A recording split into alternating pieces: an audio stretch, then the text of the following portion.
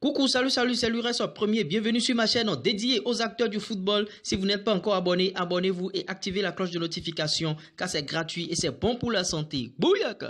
Salut, bienvenue sur ma chaîne l'URES Premier. Si vous n'êtes pas encore abonné à la chaîne, c'est le moment de le faire et activez la cloche de notification. Là, dès que je mettrai en ligne de nouveaux contenus, vous êtes rapidement informés. Et ici, je donne des conseils aux acteurs du football, que ce soit les entraîneurs, les présidents de clubs, les footballeurs et tout, afin de mieux se perfectionner. C'est ce que je fais sur la chaîne ici. Si vous voulez me découvrir davantage, c'est le moment de vous abonner et liker cette vidéo afin que YouTube puisse mettre en avant cette vidéo. Dans cette vidéo, je parlerai de comment gérer une blessure, comment bien revenir après une blessure et ne pas encore rechuter. C'est ce que je ferai dans cette vidéo. Donc, suivez cette vidéo du début jusqu'à la fin afin de bénéficier de l'information si vous êtes footballeur ou bien si vous avez des amis footballeurs, des frères ou bien pourquoi pas des sœurs aussi footballeuses parce que le football féminin aussi compte aujourd'hui.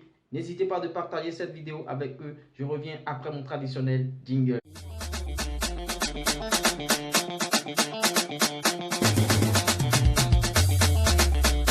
Is Dream People Records again?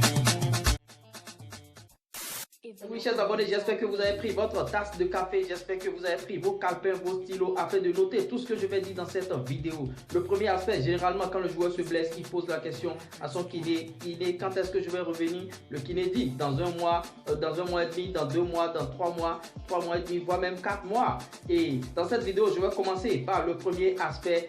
Quand vous êtes blessé, qu'est-ce qu'il ne faut pas faire? Je commence par ça.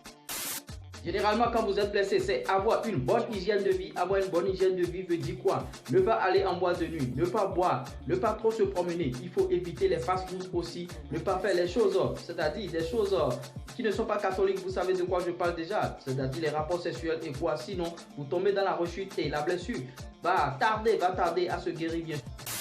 L'aspect de la chose est que quand il y a des joueurs qui sont blessés, ils sont pressés de revenir sur le tatami. Ils ont peur de perdre leur place de titulaire. À telle enseigne qu'il y a des joueurs qui demandent même la permission au club d'aller se soigner ailleurs. Bien sûr, c'est une très grave erreur à ne jamais commettre parce que c'est pas souvent les mêmes qualités de soins. Je prends l'exemple de Samuel Eto'o en 2006 quand il était au FC Barcelone. Il s'est blessé et il a demandé au FC Barcelone d'aller se soigner, bien sûr, à Majorque.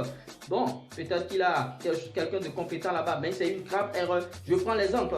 Vous avez un mécanicien et c'est lui qui s'occupe de votre moto ou bien de votre voiture régulièrement et la moto ou la voiture tombe en panne et vous décidez d'aller remettre ça à quelqu'un d'autre, ça va créer des ennuis parce que c'est pas la même personne qui répare la voiture et la moto chaque fois et ça peut créer des dommages. Donc c'est une erreur très grave à ne pas commettre. L'autre aspect de la chose, c'est-à-dire la délocalisation pour aller se soigner. Je prends l'aspect où Naby Keita vient en équipe nationale de la Guinée et il est bien sûr suivi par le kiné de Liverpool, l'un des kinés de Liverpool qui le soigne, qui le voit parce que là, c'est les structures professionnelles. C'est pas la même chose que se blesser et aller se soigner ailleurs. Et il y a aussi pour, comment dirais-je, Sadio Mané, il est souvent suivi par quelqu'un qui le regarde au quotidien. Est-ce que le pied va? Est-ce qu'il ne va pas? Est-ce qu'il a reçu des bobos? Parce que les gars, ils misent sur les joueurs. Chaque joueur doit être rentable par rapport à son montant de transfert. Donc, ce n'est pas les mêmes aspects. Maintenant, pour finir, quand vous êtes blessé, les aspects qu'il ne faut pas du tout négliger, c'est la rééducation, bien sûr. Faire confiance à son kiné, ne pas bâcler la rééducation parce qu'il y a des joueurs qui bâclent la rééducation et quand ils reprennent après, c'est des rechutes par-ci par-là. Je prends par exemple le cas Neymar. Bon, vous voyez, Neymar, il n'a pas une bonne hygiène de vie, qu'on le veuille ou non. Quand il se blesse, c'est tantôt dans les boîtes de nuit, c'est tantôt par-ci par-là.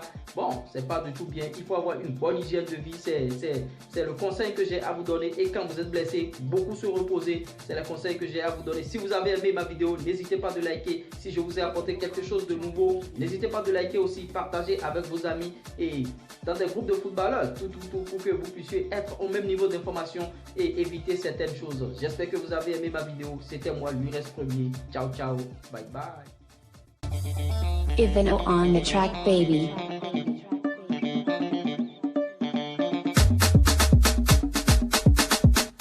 Is Dream